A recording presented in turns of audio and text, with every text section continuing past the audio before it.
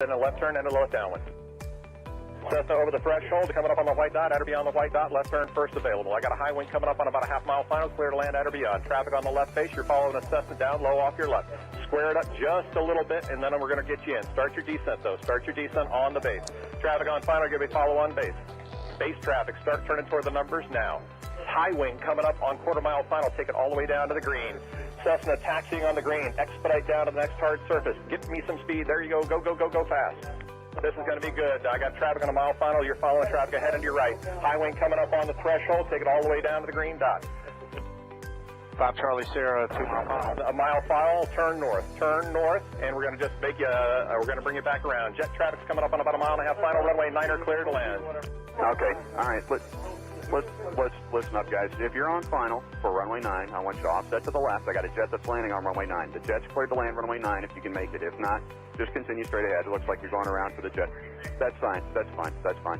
Oh, we had one right in front of us, sir. Dragger. Let's see, what we got, a tricycle. Tricycle, put it down. Tricycle, put it down. Tricycle, put it down. Tail dragger, down to the green dot, then a left turn. Short final here, you clear to land on 9, all the way to the white dot, go down to the white dot. Find somebody to follow out here.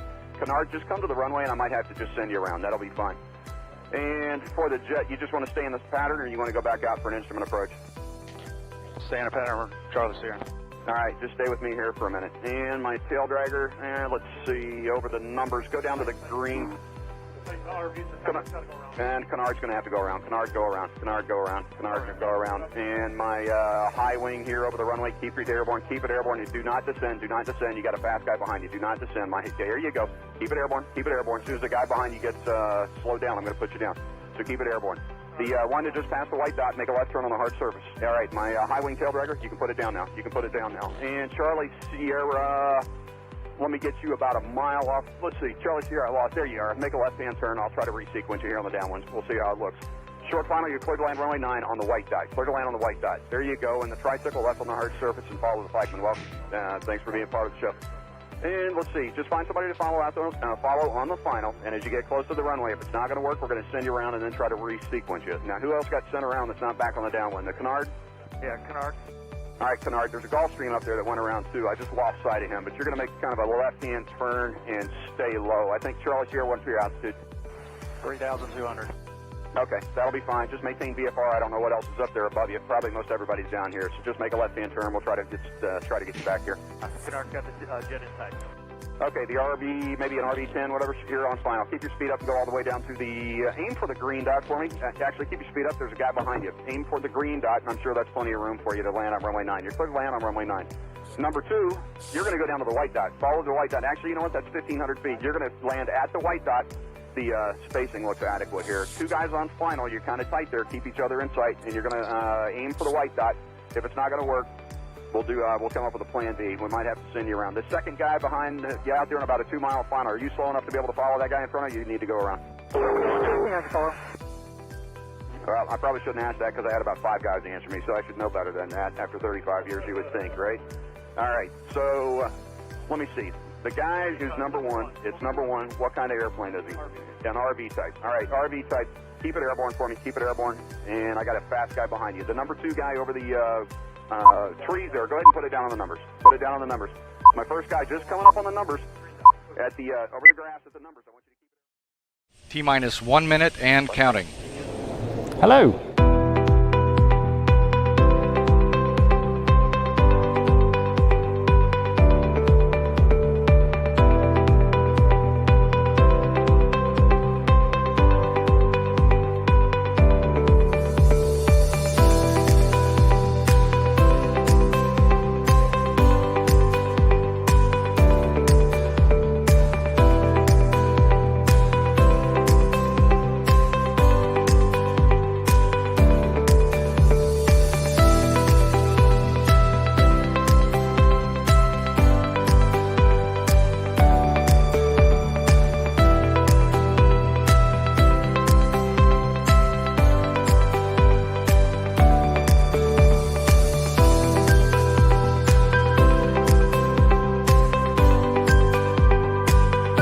Four, 3, 2, 1. Hello. Hello. Everybody. Oh, see, Dave's put a new top on there. What's your little badge say? Does it say like world's newest Luscombe pilot, nearly? Or something? Yeah, it could have done. It's still got Chipmunk up there and some Okay. funny name down below. Excellent. Be loyal to the Chipmunk. Hello, everybody. Thank you very much for joining us on this Thursday night. I believe we got a huge amount of stuff in the show for you tonight, including a chance for you to win 2 tickets to the Aviators Ball this weekend, but more about that shortly. Before we go on, I would like to thank SkyDemon for sponsoring the live stream. And if you haven't tried it, give it a go. Download it from App Store or Play Store, I think it's called, for those with Android devices. And what have we got? Yep, we got the tip. There you go. And another tip where I didn't know. I knew a little bit about this one, but not a lot. So have a look and see what you think. Hi, I'm Tim from SkyDemon. Welcome to today's top tip. When you're flying, use the direction indicator at the bottom of the screen to see your current track and the track you need to fly in order to make your next waypoint. If you like, you can drag out the DI to turn it into a full-on HSI, which you can change the size of using a pinch gesture. To put it back, just drag it to the bottom of the screen. Alternatively, you can tap it once, and this changes it to a course correction indicator, which is very small and simply tells you if you need to turn right or left by a certain amount of degrees. Press it again to turn it back into a DI. For more information and tips on using SkyDemon, go to skydemon.aero and choose Help and Support.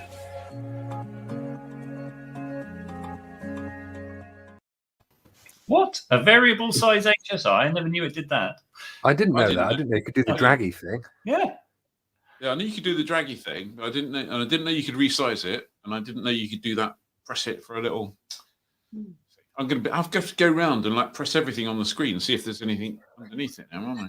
It makes me think that Tim's hidden. You know, they talk about the fact that there's Easter eggs in movies.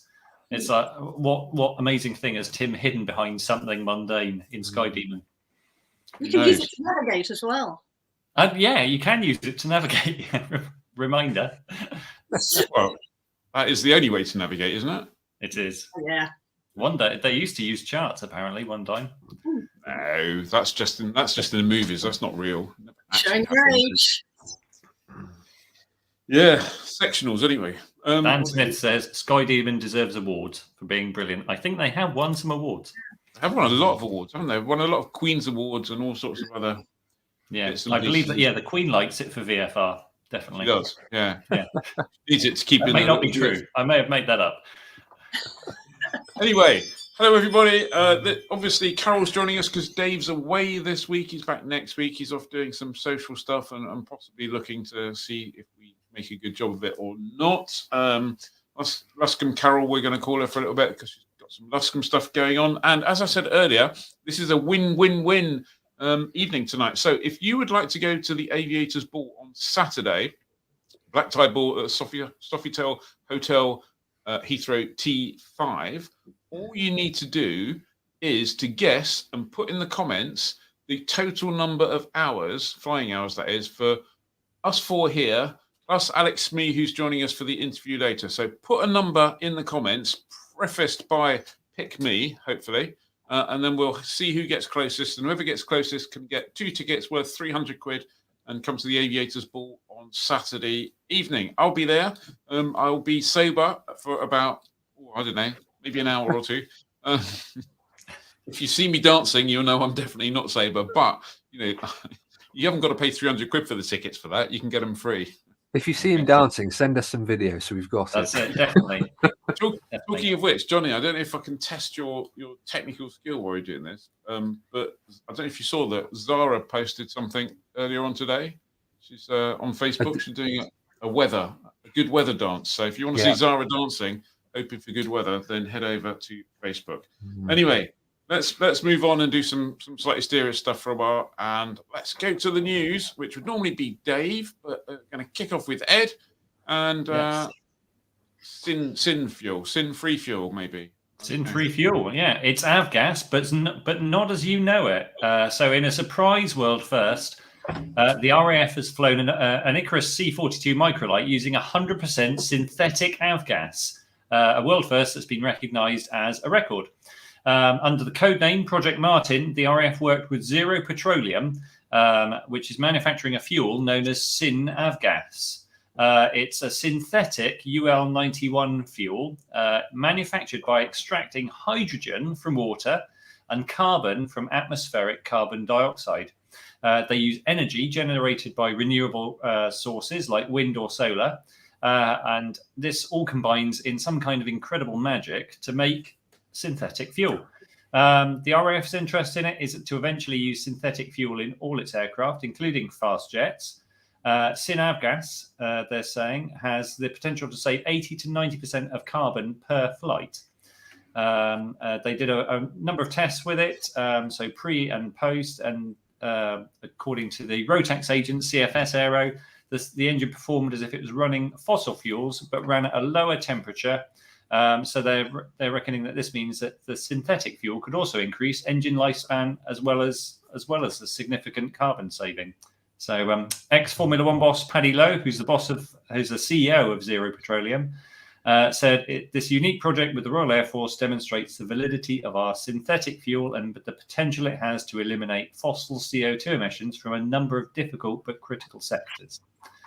That's incredible stuff. I mean, it's almost so unbelievable that at least one highbrow paper published the story about it, and they used the word fake fuel, which was probably a joke thing, and everyone thought it was some kind of misplaced April Fool. But this is actual real technology, and it is coming, and this has happened. So amazing stuff. I think I read somewhere the first time that had been done was like the Germans did it back in the 20s, and then they were trying to do it in the war, but they couldn't get it to the right octane levels and stuff like that. And other small facts is Paddy studied engineering at Cambridge with Carol Vorderman. Ah, okay. Oh. Spooky. Anyway, that's Did he get a P?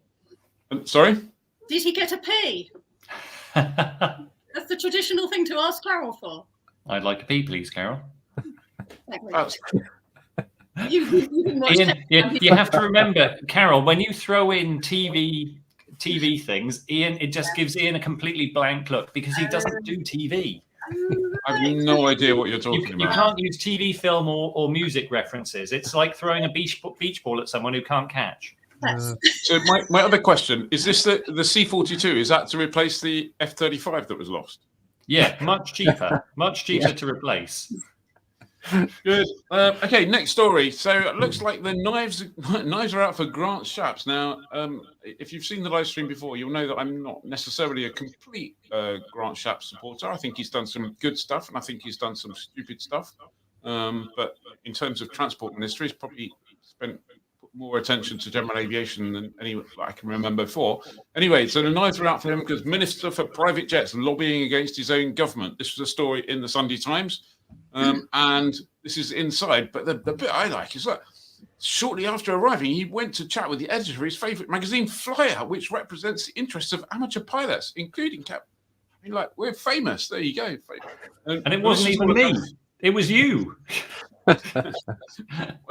Clearly, the details aren't correct in there. And then Angela Rayner, deputy leader of the Labour Party, sent a letter to Grant needs investigating. And once again, in this letter, look, this is consistent with Mr. Shapps' keen support for the aircraft and Flyer magazine.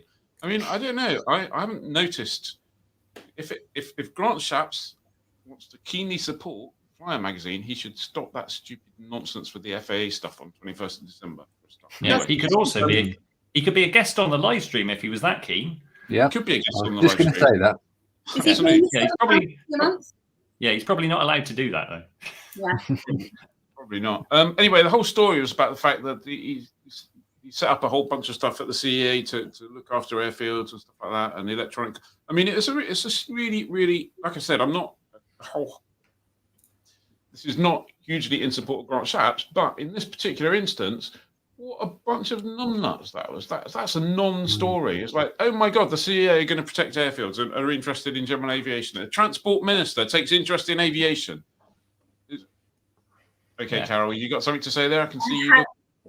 Nothing about Grant Shapps, no. Okay.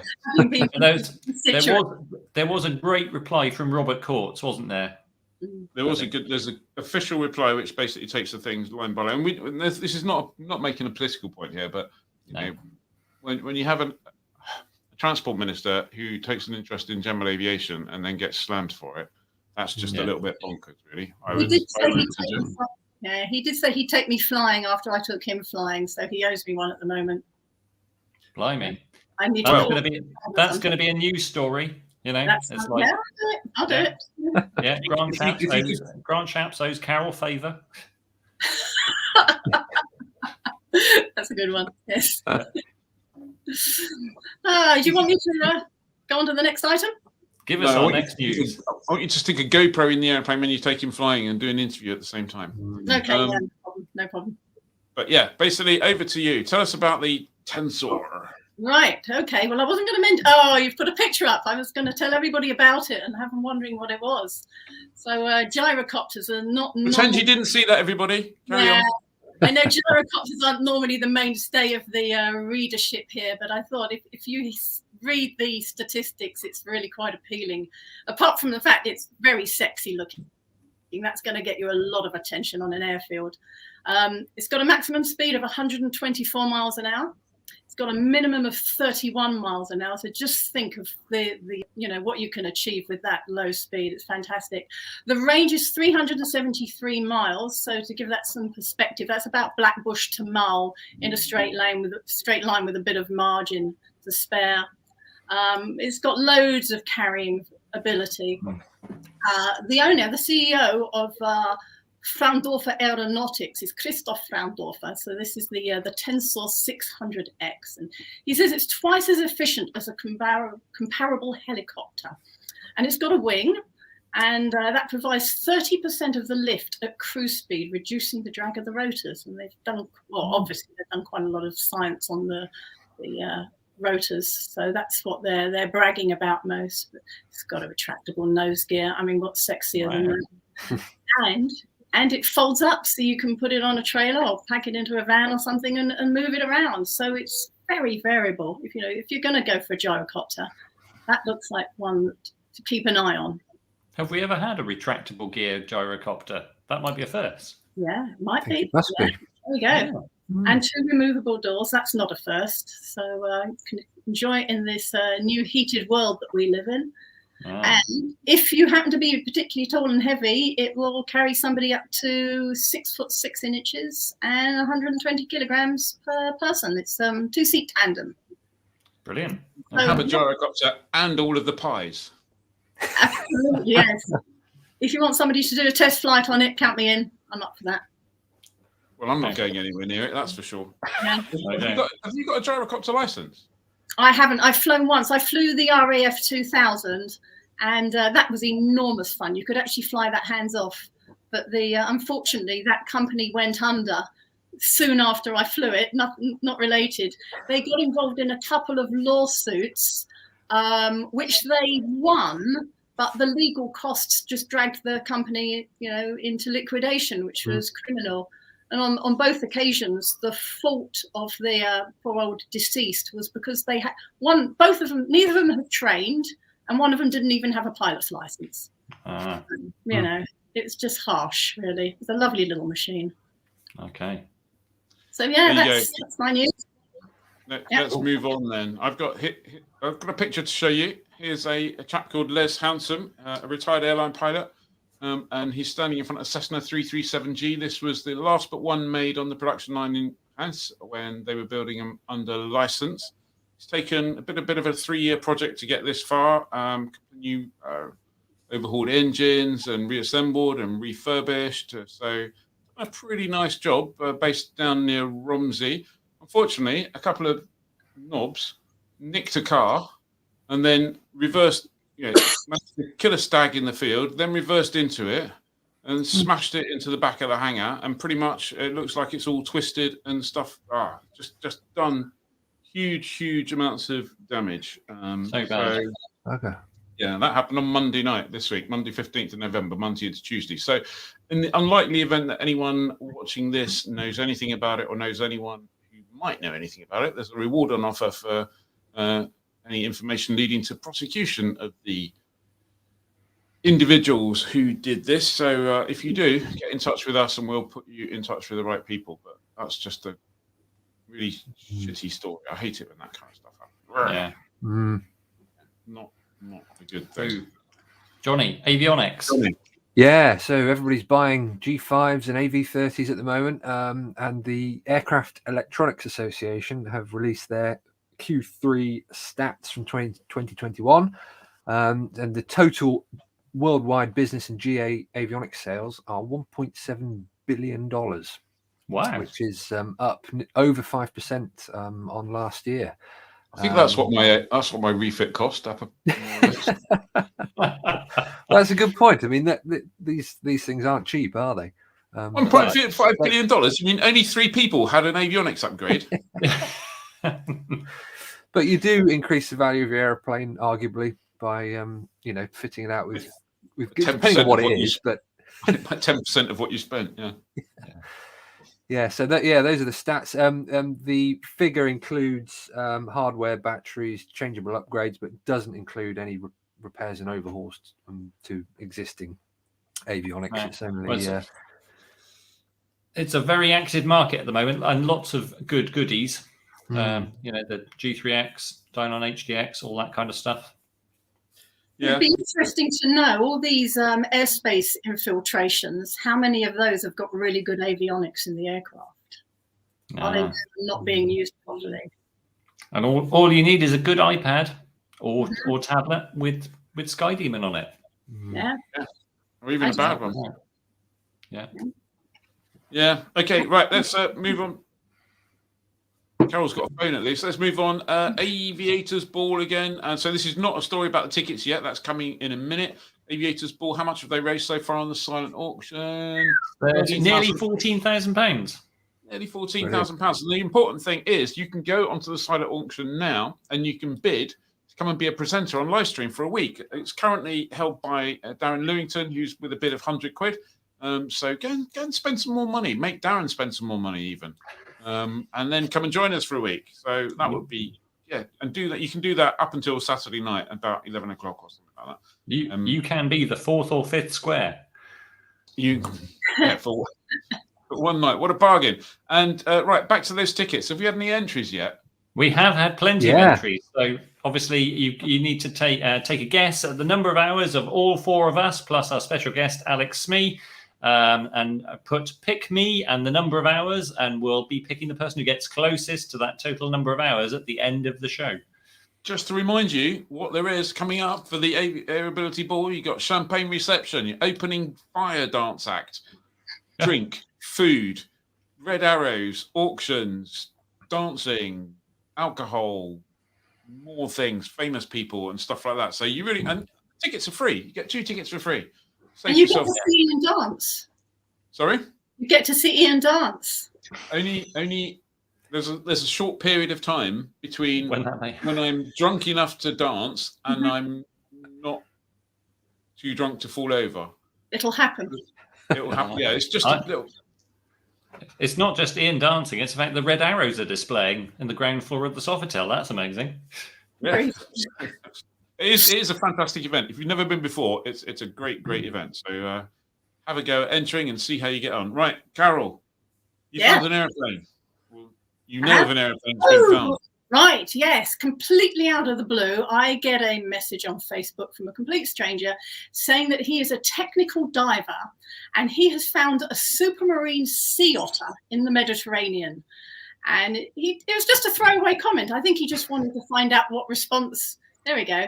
What response I gave him. The obvious thing was, are you sure it's not a walrus? To which I got, well, no, it's not, because the engine is a tractor engine, whereas a walrus is a pusher engine.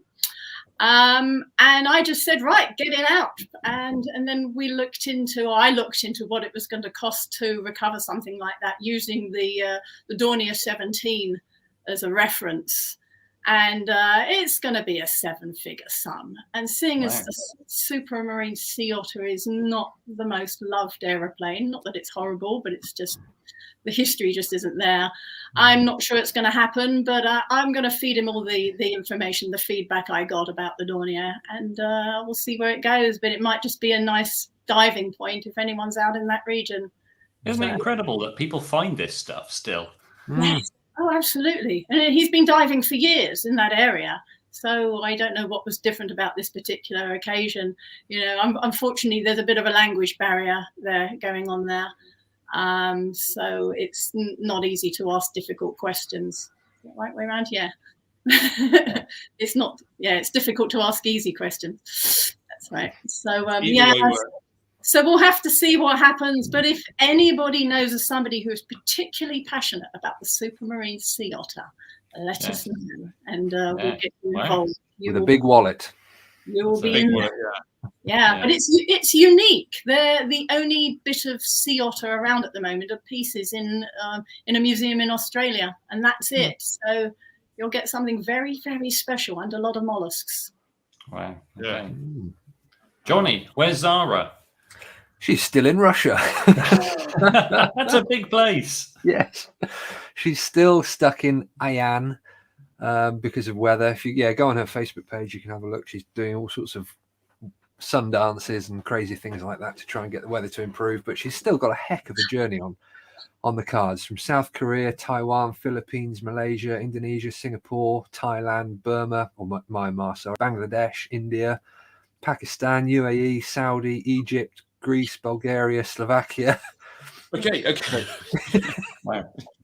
She's still got a heck of a journey on the cards. So good on her. Good on her. Work hard to get home for Christmas. Yeah, that would be tough, wouldn't it? Next Christmas, maybe. So, Johnny, we thought it would be worth telling people where the free landing fees are for December, encouraging them to become members, and also encouraging them to help us get some more free landing fees. So, over to you. Yeah. So we've got a really good broad mix of free landing vouchers for December. We've got Blackbush, Brayton, Wolverhampton, Fishburn, Crosland Moor, and Leicester. So that's a good mix of airfields all around the country. Obviously, only available to Fly Club members, and that's a total of £54 worth of free landings.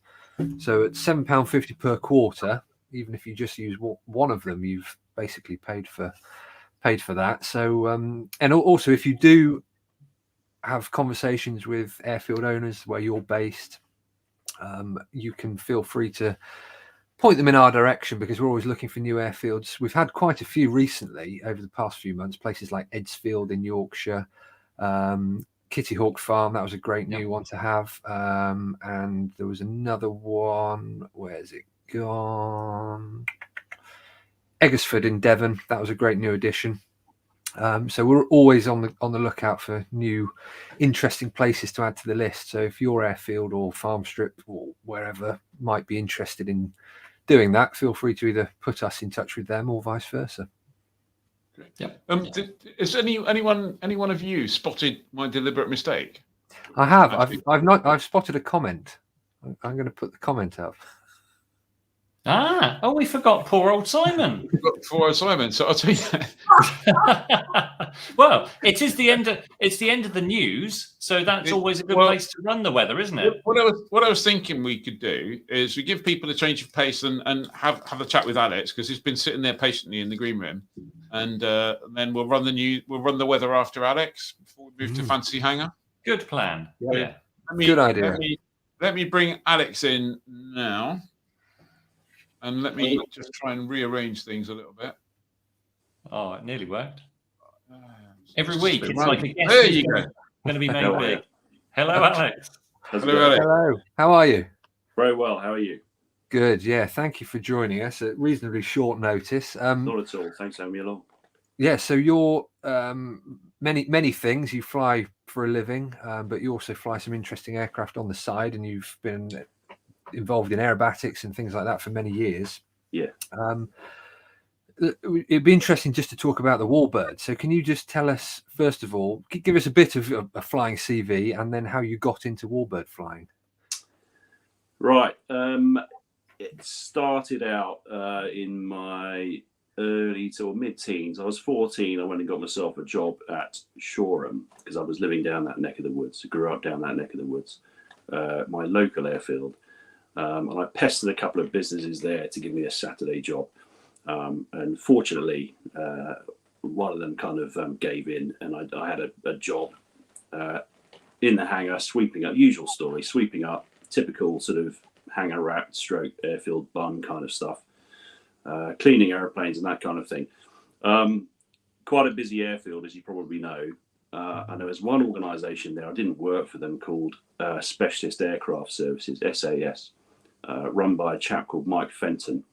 And he used to look after all the airplanes of most of the UK display pilots at the time. So every now and again, various pit specials, Sukhois, Yak 50s and extras would turn up at his place.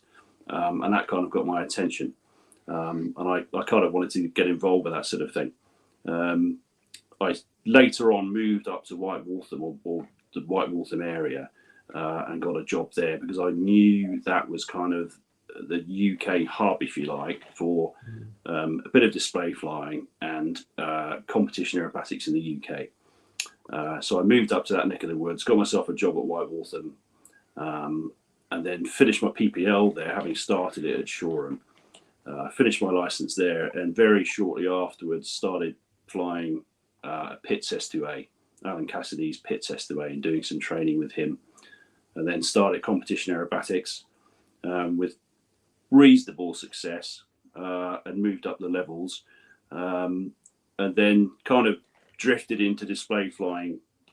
I mean, I didn't really drift into it. I wanted to do it, and competition aerobatics, the higher the level you compete at, the more expensive it gets. And I didn't own an airplane. I was still renting the pits at the time, so it's getting pretty pricey to practice and to compete. So started display flying by basically borrowing people's airplanes. I've got some very generous friends at the airfield, and they would lend me their pit specials and that kind of thing to go off. And I punted out to do some displays myself. I did a few displays in various pits around the country, and then started flying eventually a Booker Youngmeister at White Waltham, belonged to a chap called Gordon Brander, who was is part of the Great War Display team, and then just flew around the country for him in the Youngmeister. And it was brilliant because it was the first time someone had put an airplane in front of me and said, go away and do some air shows in this. And at first I was like, yeah, I want to do it, but I'm not sure I could afford to do much practice because I was funding all the practice and all the pits flying and all the competition flying. And Gordon said, don't worry about it, just go and practice in the airplane and go off and do the events. So it was the first time when an airplane was put in front of me that I could go and do some shows and it wasn't costing me anything. So it's basically my hobby was being subsidized by air show income that Gordon was getting for the Youngmeister. So I did 5 years on the display circuit in that.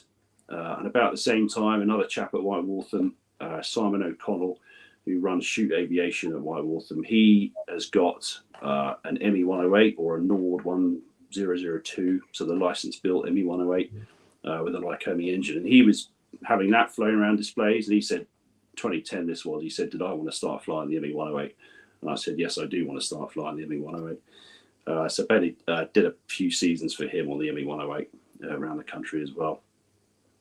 And it just carried on from there, really. And you kind of go around the events and you get to know the same people and you see the same people most of the time. And as long as you don't make too bad a job of things, you can sort of drift into another airplane. And then eventually I got a call one day from Richard Grace, who I'd known for a fair while anyway, and had been a family friend of the Graces for a while. And we were on holiday, actually. We were in Capri having a boozy lunch. And my phone rang, and it was a UK landline number, but I didn't recognise the number, so I thought I better answer that and see what this is all about. And it was Richard.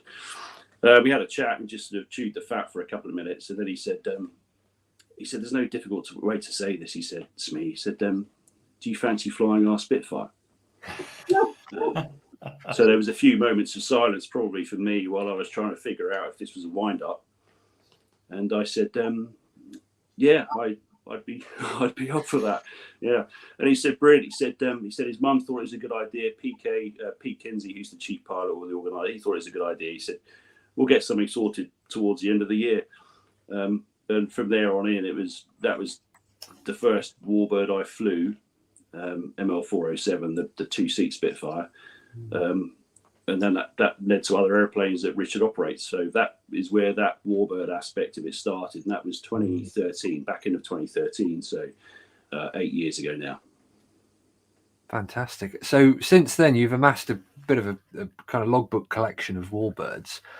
Can you just talk us through what they are? And I'm not going to obviously not going to ask you what your favourite is because you can't pick one. But can you give like what's the most comfortable one to operate? Because they must be highly strung, difficult things to go take to air shows. Yeah, they're all a bit different. They all have their quirks, and the one I've flown the most is ML407, the Grace Spitfire, the two-seater.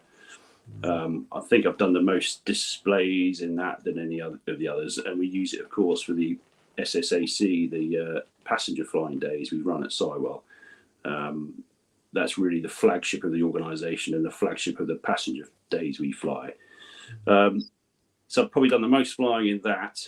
And then in terms of single-seaters, the first single-seater I flew was the Mark V Spitfire, which, Johnny, you'd like. It's more like a massive RV7 than a fighter. It really handles like a sort of a light aerobatic aeroplane, literally because of its lightweight airframe, and it's still got, you know, a good 1,500 horsepower, so it still performs pretty well. Then I flew the Mark 14, which is a different aeroplane altogether. It's the similarities end really at the word Spitfire. It's the Griffon engine, a couple of thousand horsepower. The engine turns the other way to the Merlin, as you probably know. A clipped wing Spitfire, that particular one is. So it's got a good rate of roll on it, so it's nice for 8-point rolls and that kind of thing. But there are, performance-wise, there's some areas of or aerodynamically, there's some areas you're better staying away from with that aeroplane. The Mark V, because it's so light and nimble, and like I say, is like an RV, really doesn't really have any vices. Whereas the Mark 14 is a different aeroplane altogether. It's quite a handful. On takeoff in the 14, you're using more or less all left aileron, and you're using all left rudder trim. And what feels like all left rudder on the takeoff roll. It feels like I have an engine failure in a twin engine aeroplane on takeoff in an aeroplane. You start your takeoff run lined up, probably 5 degrees cocked just off the runway center line, just to give you a fighting chance of keeping it straight as you're going down the runway. So a very different aeroplane to the Mark V. I've flown single seat Mark 9 as well down at Biggin Hill, and then moved on to the Hurricane. Another great aeroplane, and I think quite an underrated aeroplane actually. It doesn't have, as we all know, it doesn't have the sort of the glory of the Spitfire from a wartime point of view, but we all know that it had more success in the Battle of Britain than the Spitfire did. It's a great handling aeroplane. Doesn't really have many vices. It's very early technology. You know, it's 1935-ish, and it's the first attempt at a monoplane fighter. You know, they basically sawed the top wing off a biplane and made the wheels go up and down, and that's how they developed it, really, loosely speaking. So you can certainly feel that it's very early, mid-30s technology, but a great handling airplane. Just a bit slower than all the others. It probably cruises at about 185, 190 knots, whereas Spitfire has kind of settled down at about 200 knots in the cruise. So it's just a little bit slower. About the same time I started flying the Hurricane. In fact, 2 days after I started flying the Hurricane, I flew the Mustang for the first time, which is a different aeroplane altogether. A faster aeroplane, about 230 miles an hour in the cruise. Great visibility out of the bubble canopy compared to the Spitfire even. So a great fighter in that respect in terms of all-round visibility. And heavy in pitch. If you're at speed, or if you're displaying the aeroplane, that it almost feels like a two-handed job on the stick, certainly from a pitch point of view. But again, a brilliant flying aeroplane. And then the following year, 2019, I started flying the P-47 Thunderbolt.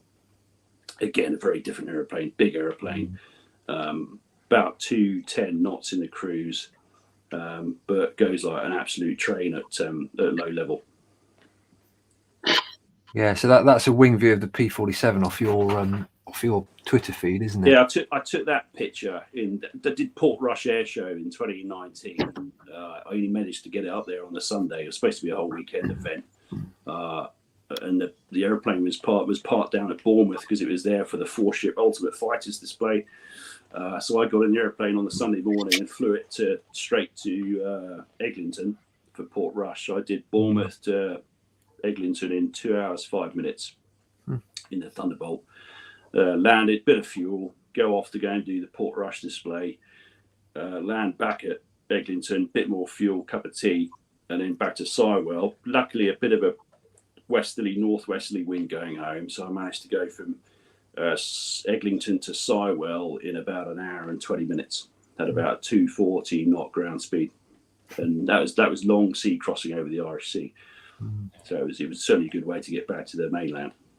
Yeah, definitely. Now, when all of these fighters were used during the war, they'd land and they'd be covered in people fixing things and doing things. When you're operating to air shows, do you have any kind of support like this photo, or is it just you and you've got to fix problems yourself? How does it work? Yeah, it depends on where the event is. Actually, that picture there was the Victory show up at Foxlands Farm, Cosby, just up near Leicester. That was earlier that was in September, and you can see bending down by the right-hand gear leg there is Treaders. He's one of our engineers, and he lives quite locally, so he came out for the weekend and just gave a bit of ground support for me and the Hurricane there. And also we had the 2-seat Spitfire and the single-seat Mark 9 MH415 operating from there for the weekend. And he would provide all the support we need, sort out all the oil, all the lubricants and everything like that, all the coolant if necessary, fuel and that kind of thing. If we're at Duxford for an event, pretty much all the single-seat airplanes that we operate live at Duxford. So all the engineers would be there. There'd be 1 or 2 guys per airplane, if you like. So we'd have kind of all hands on deck for the Duxford shows because there would generally be more airplanes there. If you go to an air show abroad, we might take a chap in the back seat of the Mustang or the Spitfire with us for the weekend. And some events you go and you're kind of on your own and you just sort of cope. And if there's a snag, you can call back to base, call Richard or somebody just for a bit of advice. But generally, the airplanes are pretty well behaved because they're well looked after by the boys, so they're good. Brilliant. What do you think the future is for owning and operating these Warbirds? I mean, is there money still flowing in, as it has been over the past few decades, to keep it all going? Yeah, I like to think so. I don't think the passion's ever going to go away. People are always going to be passionate about operating these airplanes and seeing these airplanes, and certainly there's going to be no shortage of people who want to fly them. But we've seen there's more airplanes around nowadays. Another Spitfire arrived at Biggin Hill the other day, just this week, I think it was, for restoration. So the throughput is still there in terms of restorations and airplanes appearing. So as long as the enthusiasm is there, the passion is there. So, like I say, as long as financially people can still manage it, then I think it will still keep rolling forward. I mean, the next event that isn't too far away is, it's going to be the 100th anniversary of the Battle of Britain. So I think it's exciting to sort of, find out what we can put in the air, certainly Spitfire and Hurricane wise, for that event. All those events that will be associated with that date, which, let's face it, isn't too far away now. Yeah. Just one comment from Vince Chadwick. Can you write a book? I've got to learn to read first. One question, Alex. Obviously, the Grace operation up at Sywell, because you operate 2-seat MA109, the Mustang, the Spitfire. Yeah. Have I missed? That's all the 2-seat airplanes. Yeah. And they're all, because it seems like that whole ride operation thing is just there's no end in the demand for it at the moment. No, absolutely not. And the great thing about that sort of change in regulation, the SSAC, so it's Safety Standards Acknowledgement and Consent. The great thing about that and that change that the regulators sort of brought in the last 5 years or so is that it is given great accessibility to people. To flown in these kind of airplanes before was a very difficult thing to sort of come by, if you like. And now you can walk off the street and go and find yourself being strapped into the back of the Spitfire, or indeed, like you say, the only two-seat ME-109 Bouchon that's around. And the Mustang is the only dual-controlled Mustang, I think, in Europe. So you can come and fly the Mustang and actually fly it. So, yeah, the demand is definitely there. We've had a busy year this year with it. Even last year with COVID, we managed still to have quite a busy year, albeit a later start in the season. Covered, I think, halfway through the summer we started last year. So the demand is definitely there, and it's just great because of the accessibility. You know, and it's always it's just a brilliant thing to share with people. You know, you quite often have people getting out of the back of the airplane who are in tears, and that, you know, because they've got some association family-wise with the war or something, or with the type of airplane, or have grown up just really being passionate about the airplanes, and you take them for what is essentially a trip of a lifetime in any of the airplanes, and they sort of more often than not quite overcome. Yeah. And even though you've flown all these awesome airplanes, we're in the pre-show chat, you said you had a bit of a love for the Pit Special. Yeah, the Pits is brilliant. It's started my, like I said earlier on, my competition and display flying career, inverted commas, flying a Pits S2A, two-seat Pits, and about the same sort of time, or late 90s, another generous chap at White Waltham allowed me to start flying his single-seat Pits S1, Pits S1C. I thought I was going to have one go in the airplane. He knew I was flying a two-seater, and he said I could have a go in his single-seater. I thought I was going to get one go in it. I flew it once, and I'm still flying it, and that is 22 years later. Right. And I'm the luckiest bloke around, because all I do is I pay for the fuel for that airplane, and that's it. And it's an O360, so 160 horse Lycoming, and it uses hardly any fuel at all. I can go away and do 45 minutes aeros and come back and put 12 litres in it.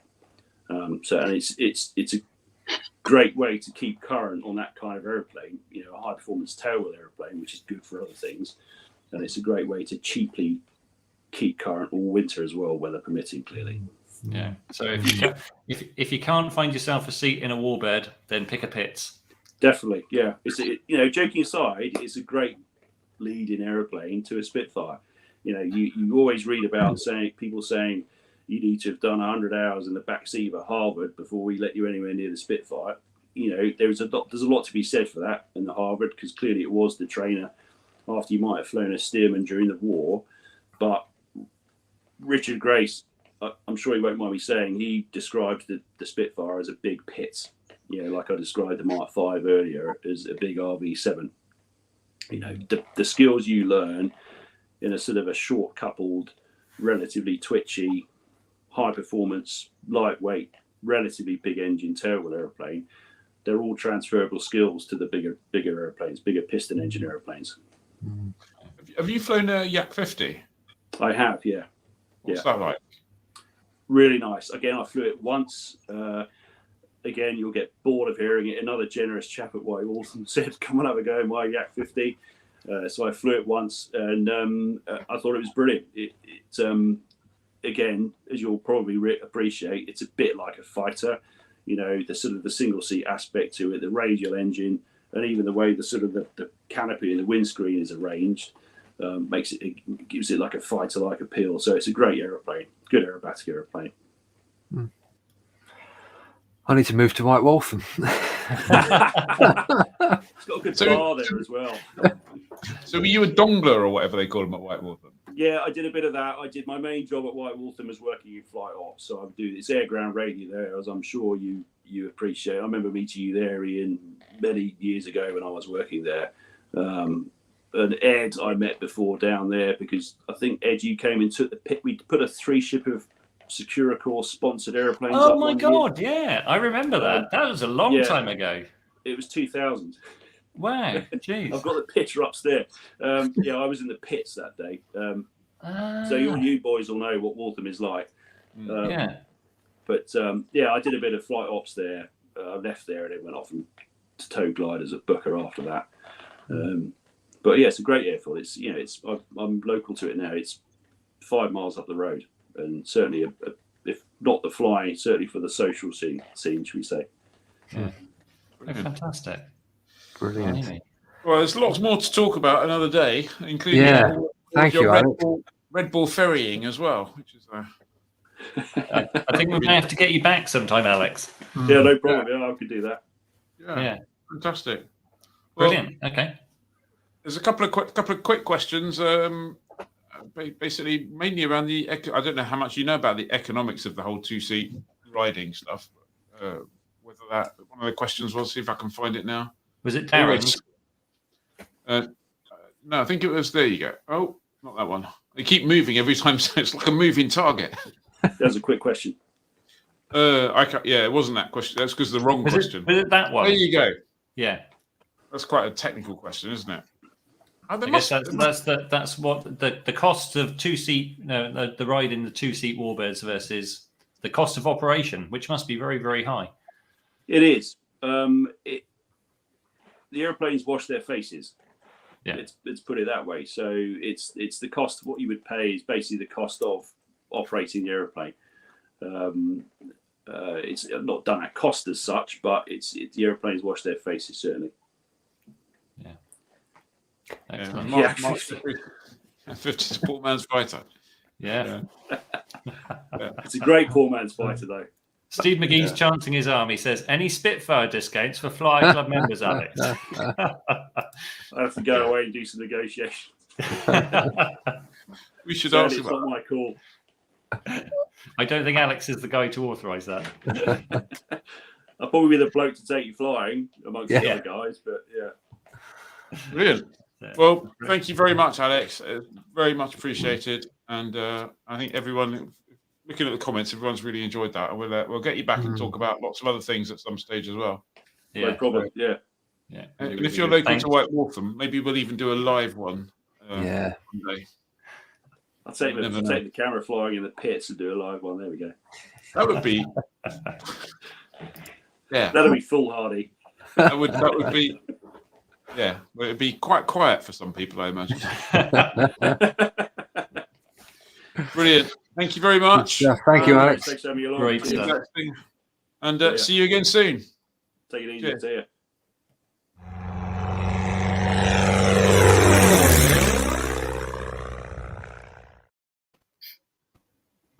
What a brilliant guest. Yeah. Fantastic. Yeah. Yeah. Okay. And I always find it, the whole world, I'm never clearly going to get my hands on any Warbird, but to hear the relatable side of, a Mark V Spitfire is a bit like an RV7. We can but dream. Yeah. Yes. Yeah. It took this Mark V out. They told me it was like an RV. Yeah. That's it.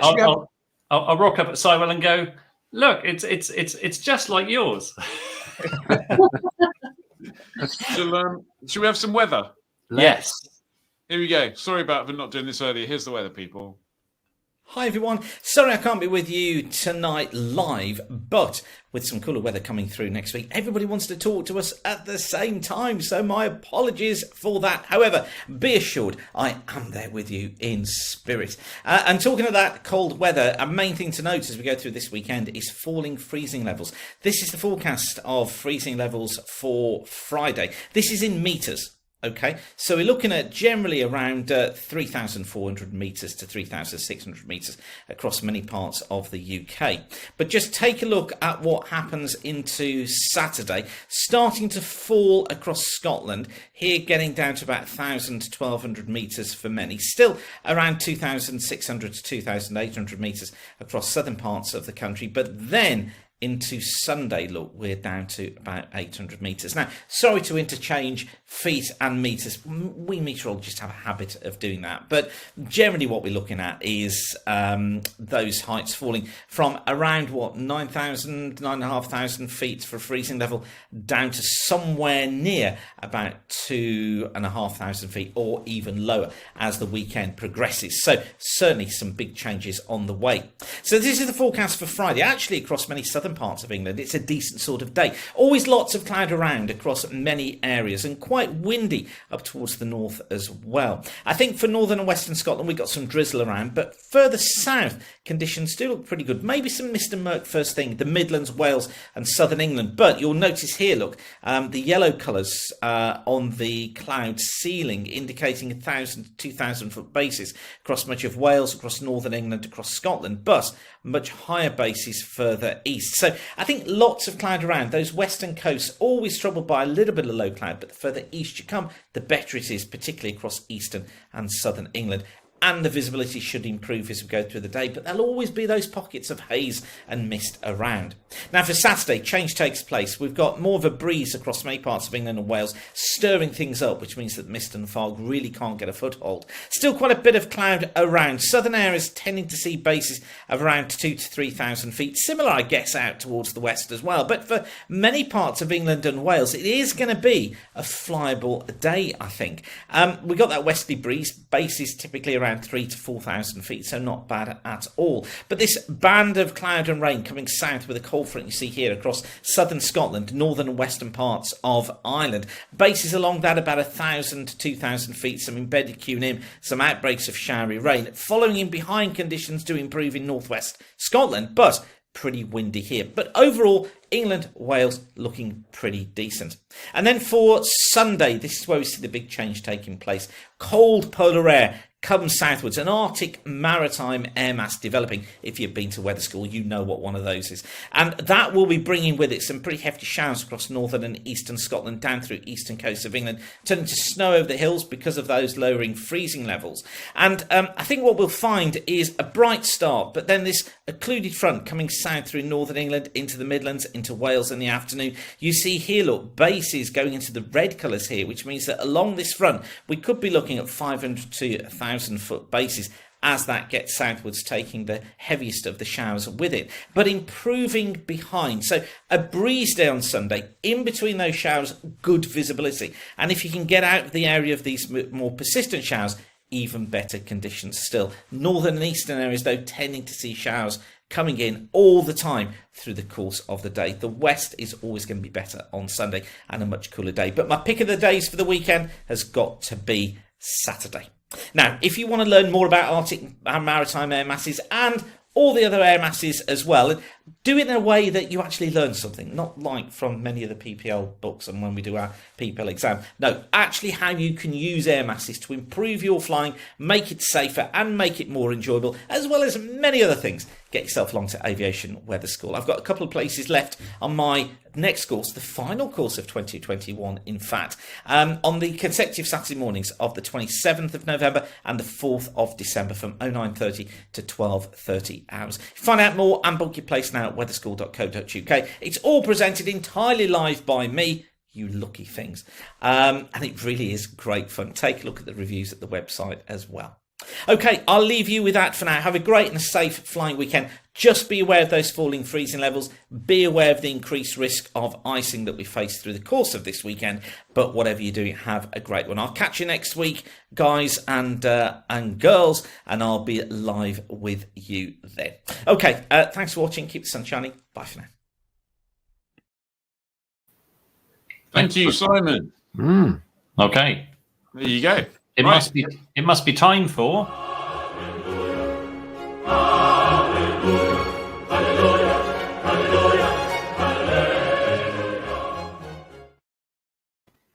So obviously, there's earlier in the news you heard that there's a new autogyro popping onto the market, which made us think if we had to have one in our fancy hangar, then which one would we pick from the autogyros of history? So who's first? You. I'm first, am I? Okay. Yeah. Okay, so I went vintage with this one, and I picked this absolutely gorgeous Pitcairn PA-18. So this was produced by the Pitcairn Autogyro Company. It was a lightweight autogyro specifically for the private pilot market in the early 30s, powered by 160 horsepower Kinner R5 radial. That rotor on it is 40 feet in diameter. And as a sport aeroplane, it proved pretty successful for something really new. 20 were built. Cruise speed was 83 knots. Range was 196 nautical miles. They were $6,750 at the time, which was that translates to about $120,000 in today's money. So that's on par with some of the modern gyros with the Rotax 915. And that included getting your gyro pilot's license. The PA-18 used conventional flight controls of rudder, aileron, and elevator. Curiously, Pitcairn bought back pretty much all the PA-18s to send to England for an observer aeroplane project, and the ship was torpedoed, and pretty much all of them were lost. But I think two survive, and that one you saw in the photos was restored. It's owned by Kermit Weeks now. And weirdly, almost as if he knew I was going to pick this aeroplane for this week's Fancy Hangar, he's just published a video of what it was like to fly. And I'll stick a link in the comments for that because it's pretty fascinating. Who's next? Well, it's me next. So, Ed, you said to me that Fantasy Hangar, because I was struggling to pick a fantasy auto. Frankly, there is not an auto gyro that plays any part in any fantasy I've ever had or ever will have. But you said it's about going around to the hangar and someone walking in and go, "Oh my God, look at that!" And at that point, you really need the ferry rotordyne, don't you? Oh wow! 2 Napier engines, ramjet plus bleed air driven blades. I think 43 passengers. I think it took 200 miles an hour. Really good range and stuff like that. Government funded, and that picture, I don't quite know where it was taken, but I suspect it wasn't that far from White Waltham because it was a kind of White Waltham based project at one point. It was cancelled, unfortunately, mainly because no one actually ordered one. And the reason why no one ordered one, apparently, according to Wikipedia at least, is because those jet-driven tip jets were so bloody noisy. There you go. And, very, very noisy. So that never caught on. But I mean, that is an aeroplane. That you walk around into your fantasy hangar and see that. And you go, yeah, you would. That would stop. It would stop you in your tracks. It would stop you in your tracks. And I believe there's a section of the fuselage that you can that's been sort of kept. That you can walk around in the helicopter museum, I believe. So there you go. That's my entry into this competition. Good choice. And it's retractable. After what we were saying earlier about there has been another retractable autogyro. There we go. Yeah. Who's choice number 3? Johnny. Ooh, Johnny. Right. Someone had to. I've gone for the old Ken Wallace wonder, Little Nelly, which is, of course, there we go. It is, of course, actually a Wallace WA 116. There are around 10 of them were built. Ken was a RAF pilot. He was kind of instrumental in the later development of autogyro design with the rotor head. It was an offset gimbal rotor head, apparently, which is what gives you a bit of stability, so you can kind of fly a bit hands off. But basically none, or 1 or 2, have been operated privately. Most of them were kept and flown by Wallace himself for research and demonstration. And of course, that one was used in You Only Live Twice. It's probably the autogyro that's got the autogyro name out into the public sphere most successfully and most effectively as any other. Have you got some shorts like that for flying it? And the socks. Don't be daft. Johnny wouldn't be Q, he'd be Bond. Yeah. Fair enough. If anyone was to say, "Don't break it, Bond," it would be me. Which only leaves us with Carol. What's your Carol? Dave? You're supposed to be competitive and try and win, and I know you're supposed to go for something beautiful or something quirky or noisy, and it's very hard to compete with the 3 of you. But I've got de Havilland running through my veins, so I've gone for none of that, and I've just gone for pure de Havilland. And the inventor of the autogyro, Señor Juan de la Cierva, created the design. De Havilland took I'd like a beer too, please. Yeah, absolutely. And created the C-24, which was actually, isn't that gorgeous? No. So, and it goes quirky, but that's actually a puss moth fuselage with the tail chopped off. If they hadn't chopped it off earlier, I think the blades would have got to it. It's got a Gypsy 3 engine. I think it's 128 horsepower, but who cares? I don't think it achieved an awful lot. It had tricycle undercarriage, which was pretty unusual, and it was the only one that had an enclosed cabin. It was the first with an enclosed cabin. The triangular thingy on top, that's a technical term. That's the gravity-fed fuel tank there. And I like the front, but not the rest. Well, Vince Chadwick summing it up there. Yeah. And no, it's not wrong. But yeah, I've got de Havilland in my veins, so it just had to be that, really, regardless. It's good. It looks like you should be able to wear a really tall hat inside that. That would be funny. Somebody gets out. It's kind of like all of these manufacturers going after autogyros as if it was like the next thing. So, do you think it's a little bit like these days everyone's going after eVTOL? eVTOL people look at autogyros for your I wonder how many billions of pounds were funded. You know, were made. Do you think Mr. Sierra was having to bat away Honda, going, "No, I don't want your development money." Yeah. Right, so a little quick entrance here from Dave White, who can't be with us tonight because he's off down the pub or something, or gone out celebrating. He suggested, and he put this on the forum earlier, I think it's quite a good idea, the rotor buggy. Made by Hafner. Yeah, Hafner, exactly. Yeah. So it was quite heavy, and I think you needed quite a bit. It was towed into the air, and I think you were towed behind a Dakota. So anyone who signed up, it's like, okay, who wants to be in the Jeep with the rotor on it, towed by the Dakota?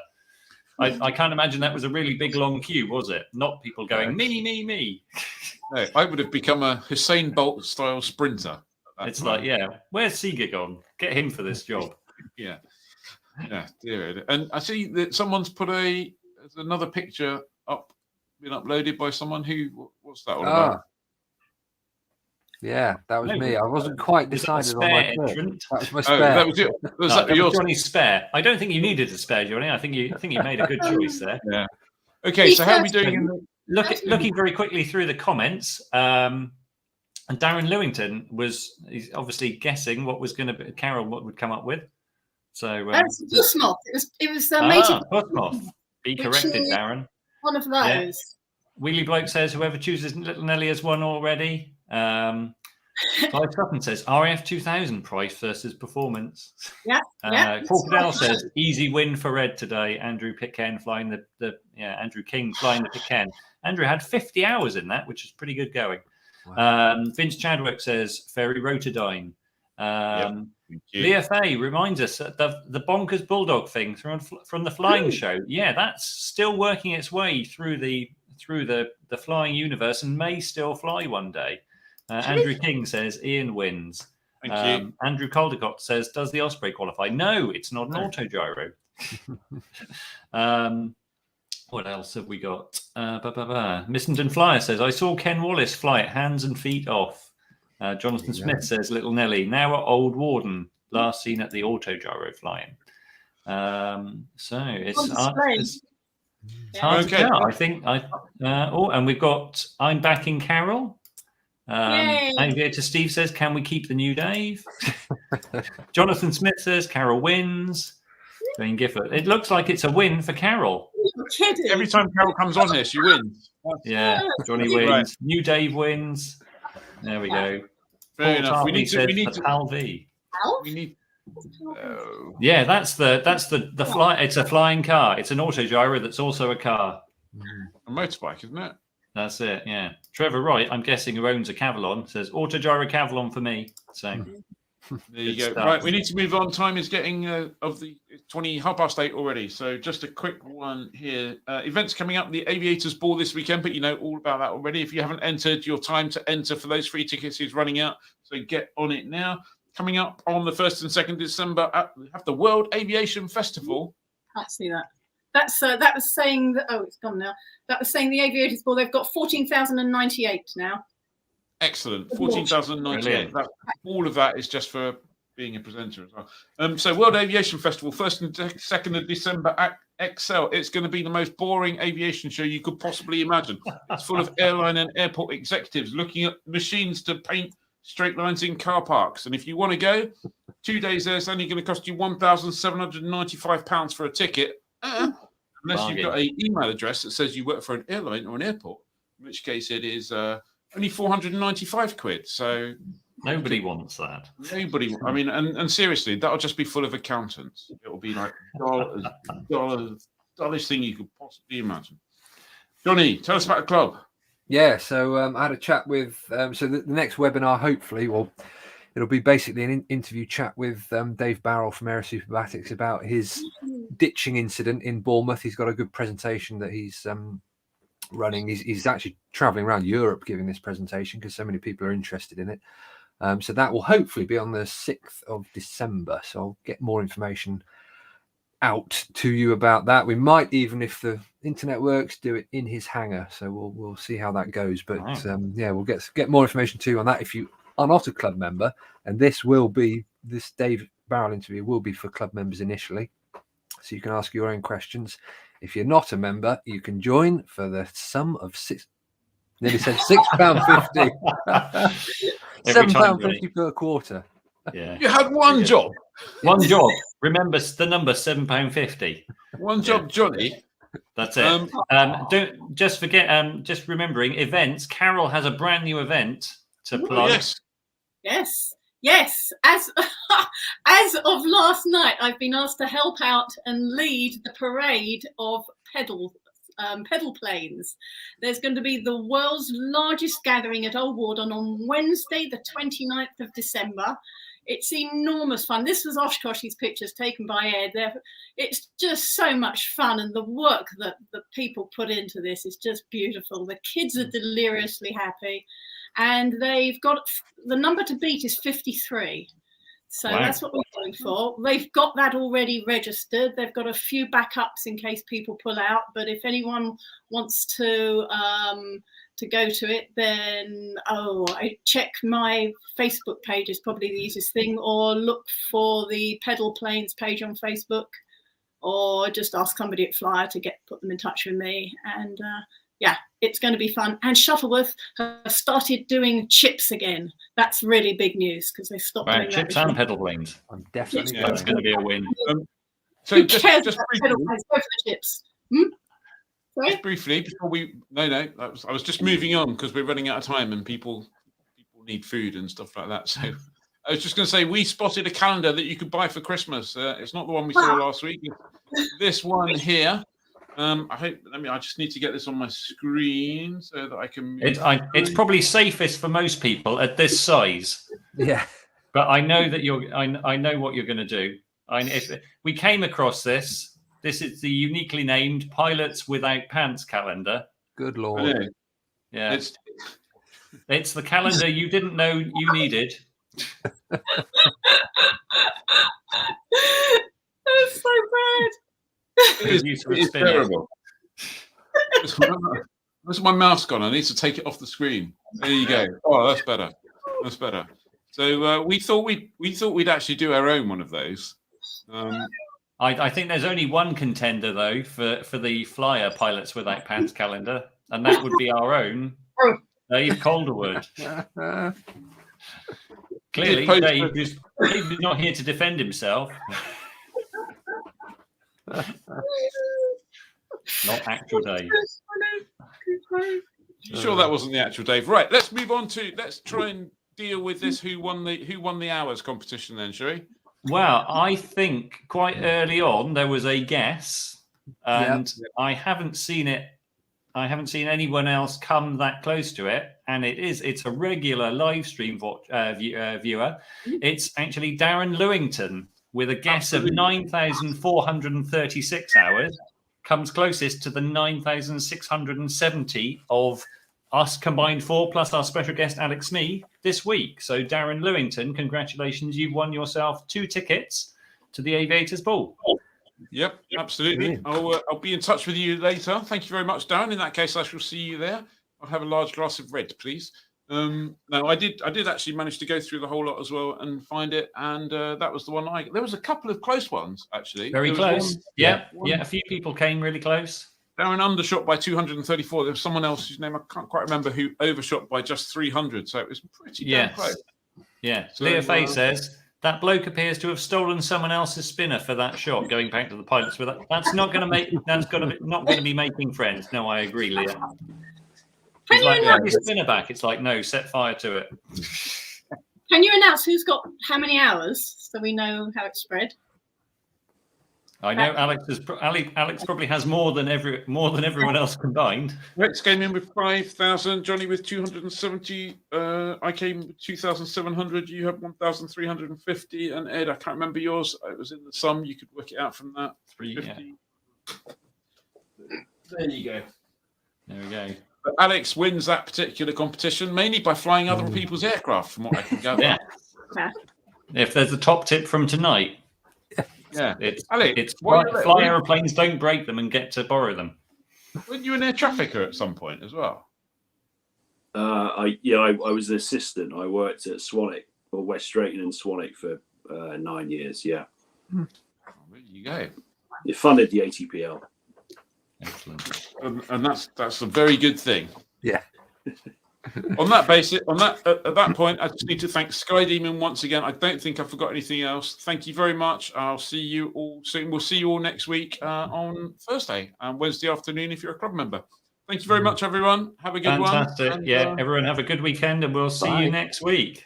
See you next week. Okay, hit that end broadcast.